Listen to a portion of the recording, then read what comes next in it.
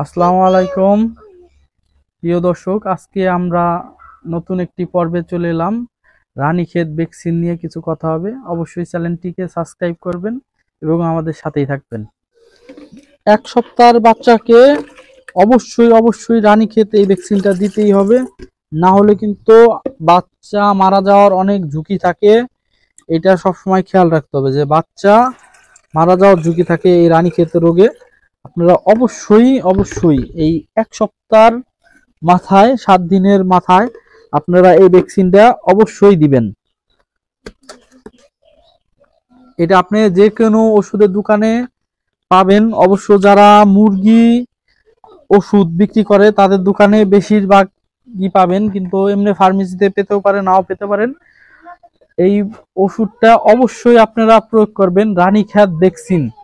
আপনারা যে কোনো মুরগির ওষুধ বিক্রি করে যে কোনো দোকানে বললেই আপনি পাবেন রানীক্ষেত ভ্যাকসিন। ভ্যাকসিনটার নাম আপনি আবারও শুনে রাখুন, বলবেন রানীক্ষেত ভ্যাকসিন, অবশ্যই এই ভ্যাকসিনটা পাবেন। ধন্যবাদ সবাইকে আমার এই ভিডিও দেখার জন্য এবং সাবস্ক্রাইব করার জন্য অনুরোধ রইল। আজকে আমরা নতুন যে ভ্যাকসিনটা দিতেছি সেটা হচ্ছে রানীক্ষেতের জন্য। এটা হচ্ছে প্রথম সপ্তাহে দিতে হয় আর কি।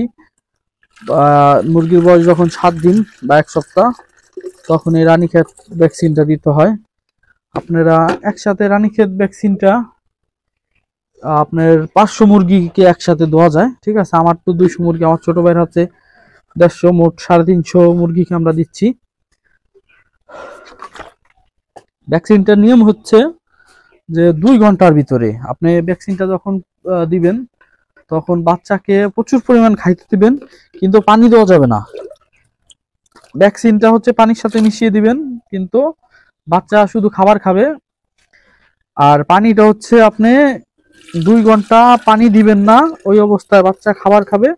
2 ঘন্টা পরে হচ্ছে এই ভ্যাকসিনের পানিটা মুরগির সামনে দিবেন, তখন মুরগি কি করবে, এই ভ্যাকসিনের পানিটা খাবে। আর ভ্যাকসিনের পানিটা মূলত রাখবেন 2 ঘন্টার মতো, এর চাইতে বেশি সময় না। 2 ঘন্টা হয়ে গেলে যদি পুরো পানিটা শেষ করে ফেলে তাহলে আলহামদুলিল্লাহ ভালো।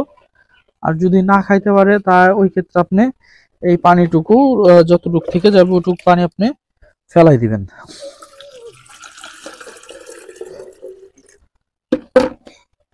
আমরা মূলত যেই রানীক্ষেত ভ্যাকসিনটা দিতেছি, আগে যত মুরগি ছিল আমরা দেখছি যে বেশিরভাগ সময় রানীক্ষেত যে রোগটা, এই রোগের কারণেই কিন্তু মুরগিগুলা বেশিরভাগ মারা যেত। এই কারণেই কিন্তু রানীক্ষেত ভ্যাকসিনটা দেওয়া।